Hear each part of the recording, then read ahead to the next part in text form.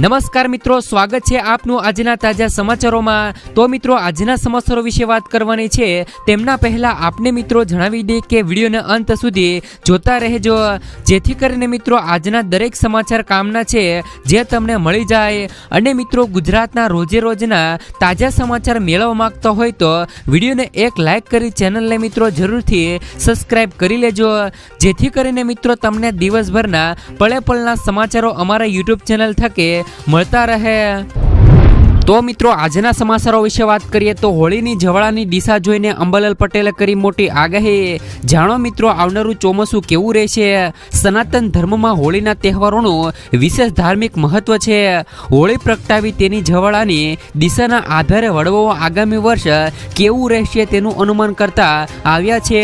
ત્યારે મિત્રો, હોલિકા દહનને લઈને અંબાલાલ પટેલે મોટી આગાહી કરી છે, જેમાં મિત્રો પવનની દિશા જોઈને ચોમાસાનો વર્તારો કાઢવામાં આવે છે। હોલિકા દહનની જવાળા જો મિત્રો પૂર્વ દિશા તરફ હોય તો તેનાથી આવનાર સમયમાં ધર્મ અને આધ્યાત્મિક શિક્ષણ અને રોજગારના ક્ષેત્રમાં ઉન્નતિના અવસર વધે છે। ત્યાં જ મિત્રો પશ્ચિમ તરફ હોય તો પશુધનને લાભ થાય છે। ઉત્તર દિશા તરફ હવા હોય તો દેશ અને સમાજમાં સુખ શાંતિ જળવાઈ રહેલી હોય છે। આ સિવાય દક્ષિણ દિશામાં હોળીની જવાળા હોય તો અશાંતિ અને ક્લેશ વધે છે, વિવાદ અને ઝઘડા પણ થાય છે, પશુધનની હાનિ પણ થાય છે, અપરાધિક મામલાઓ પણ વધે છે।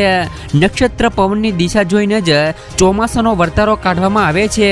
હોળી અખાત્રીજનો પવન પણ જોવામાં આવે છે। જો કે મિત્રો, હોળીના દિવસે હોળી પ્રગટાવ્યા બાદ ઝાર જોવાની નહીં પરંતુ પવનની દિશા જોવાની હોય છે। પવનની દિશા પરથી આવનારું વર્ષ કેવું રહેશે તેનો વર્તારો કાઢવામાં આવતો હોય છે। અત્યારે મિત્રો માર્ચ મહિનો આખરમાં છે અને એપ્રિલથી જ ગુજરાત સહિત સમગ્ર દેશમાં કાળઝાળ ગરમી પડવાની પણ આગાહી છે। ત્યારે આ ગુજરાતના જાણીતા હવામાન શાસ્ત્રી અને આગાહીકાર અંબાલાલ પટેલે ચોમાસાને લઈને મોટી આગાહી કરી છે। અંબાલાલ પટેલે આ વર્ષે ચોમાસું સારું રહેવાની આગાહી કરી છે। ત્યાર પછીના સમાચારો મિત્રો, લોકસભાની ચૂંટણી આવી રહી છે અને લોકસભાની ચૂંટણીને લઈને કોંગ્રેસ સરકાર દ્વારા મોટી જાહેરાતો કરી શકે છે। કોંગ્રેસે લોકસભા ચૂંટણી માટે મેનિફેસ્ટો તૈયાર કરવાનું શરૂ કરી દીધું છે। સૂત્રોના જણાવ્યા મુજબ કોંગ્રેસે મેનિફેસ્ટોમાં યુવાનો, મહિલાઓ, ખેડૂતો અને ગરીબો પર ધ્યાન કેન્દ્રિત કરશે। જેમાં મિત્રો વાત કરીએ તો જેમાં ₹400 ગેસ સિલિન્ડર, અગ્નિવીરની ભરતી બંધ કરી અને જૂની ભરતી શરૂ કરવી, તેમજ મિત્રો ખેડૂતોની વાત કરી દઈએ તો ખેડૂતોની જે પણ લોન છે એ મિત્રો માફ કરવી, રેલવે ભાડામાં ઘટાડો અને બેરોજગારી ભથ્થું, માસિક સહાય સહિત અનેક વચનો આપી શકે છે। ટૂંક જ સમયમાં મિત્રો કોંગ્રેસ સરકાર દ્વારા મેનિફેસ્ટો જાહેર કરે તેવી પૂરેપૂરી શક્યતાઓ રહેલી છે। ત્યાર પછીના સમાચારો મિત્રો, પીએમ કિસાન યોજનાના 17મા હપ્તા માટે નોંધણી શરૂ। દેશના કરોડો ખેડૂતોના ખાતામાં 16મા હપ્તાની રકમ આવી ગઈ છે। કેટલાક ખેડૂતો હજી પણ યોજનાના લાભોથી વંચિત છે। પીએમ કિસાન યોજનાના 17મા હપ્તાને લઈને એક મોટું અપડેટ આવ્યું છે। 17મા હપ્તા માટે નોંધણી પ્રક્રિયા પણ શરૂ થઈ ગઈ છે।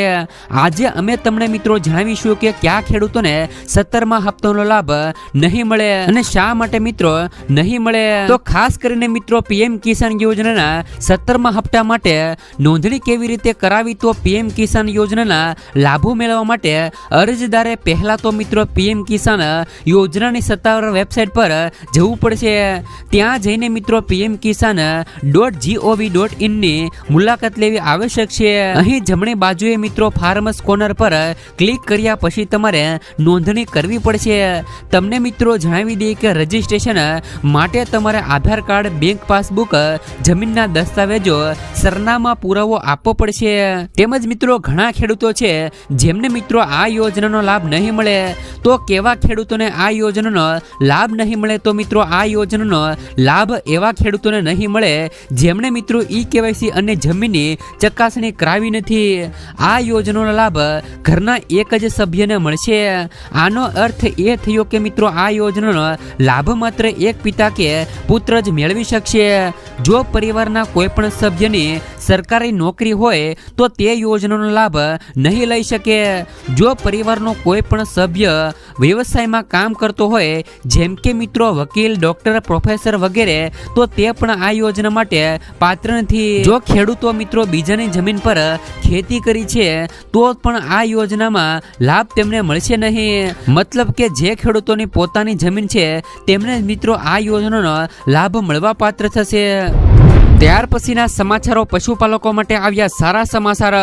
અમૂલ ડેરીના ચેરમેને વિપુલ પટેલે ખેડામાં એક કાર્યક્રમ દરમિયાન જાહેરાત કરી છે કે મિત્રો આ વખતે પશુપાલકોને 525 કરોડ રૂપિયાનું બોનસ ચૂકવવામાં આવશે, જેને લઈને પશુપાલકોમાં ખુશી વ્યાપી ગઈ છે.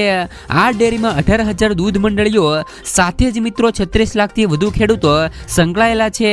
તેમના માધ્યમથી રોજના 3.5 કરોડ લીટર દૂધ એકત્રિત કરવામાં આવશે. તેમજ મિત્રો રોજના 150 કરોડનું પેમેન્ટ ડાયરેક્ટ મિત્રો બેનિફિટ ટ્રાન્સફરની સિસ્ટમથી કરવામાં આવશે.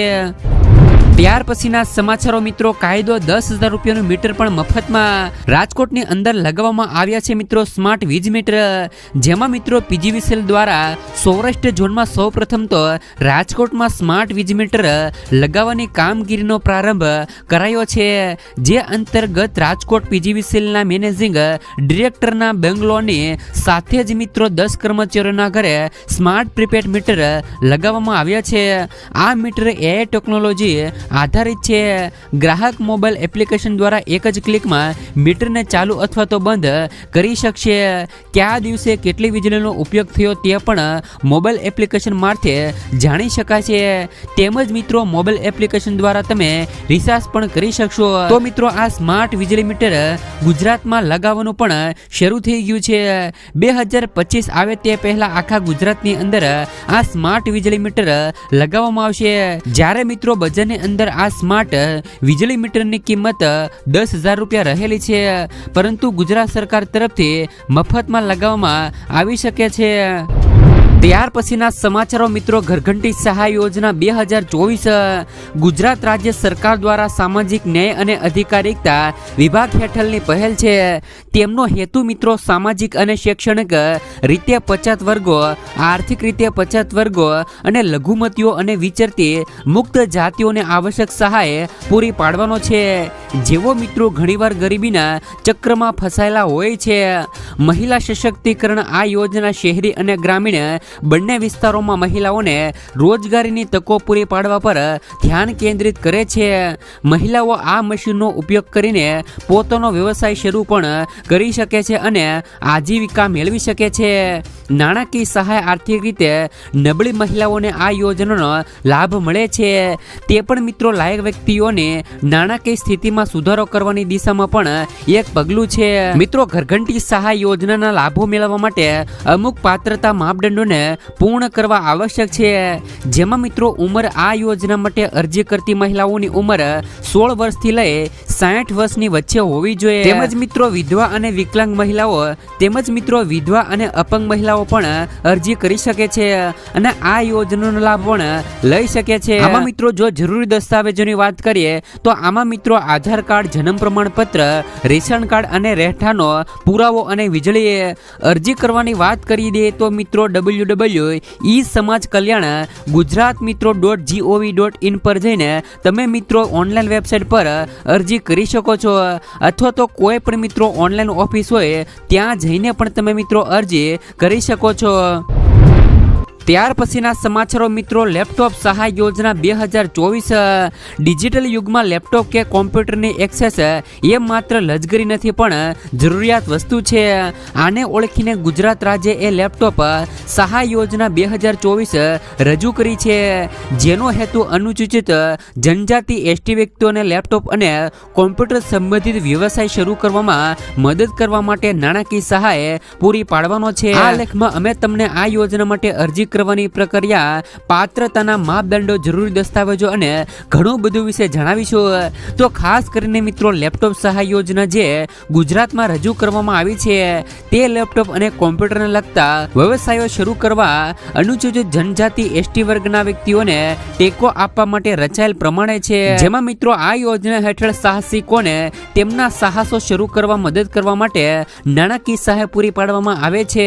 જેમાં મિત્રો આ યોજના હેઠળ ગુજરાત સરકાર દ્વારા એસટી વ્યક્તિઓને 1,50,000 રૂપિયા સુધીની લોન આપે છે. આ લોનની વિશેષતાઓ એ છે કે તેઓ અતિ નીચો વ્યાજદર છે જે માત્ર 4% પર સેટ છે. લોન લેનારાઓ પાસે મિત્રો લોનની ચૂકવણી કરવા માટે 20 મહિનાનો સમય છે જે તેમને મિત્રો એક સસ્તું અને સુલભ તક બનાવે છે. આ યોજનામાં અરજી કેવી રીતે કરવી તેમની વાત કરી દઈએ તો મિત્રો આદિજાતિ નિગમ gujarat.gov.in પર જઈને તમે મિત્રો અરજી કરી શકો છો. લેપટોપ સહાય યોજના 2024 માટે અરજી કરવાની વાત કરી દઈએ તો જેમાં મિત્રો બેંક બુક, આધાર કાર્ડ અને 2 પાસપોર્ટ સાઇઝના ફોટા તેમજ કોમ્પ્યુટર તાલીમ પ્રમાણપત્ર, મિલકતનો પુરાવો જો મિત્રો લાગુ હોય તો આ બધી વસ્તુ તમારી પાસે હોય તો તમે મિત્રો ચોક્કસપણે અરજી કરી શકો છો. ત્યાર પછીના સમાચારો મિત્રો વ્યવસાય કરવા મળશે 50,000 રૂપિયા સુધીની સહાય. પ્રધાનમંત્રી સ્વનિધિ યોજના હવે ડિસેમ્બર 2024 સુધી લંબાવવામાં આવી છે. અગાઉ તેમની છેલ્લી તારીખ 31 માર્ચ 2023 હતી. આ યોજના હેઠળ મિત્રો નાના વેપારીઓ અને સ્ટ્રીટ વેન્ડર્સને લોન આપવામાં આવે છે.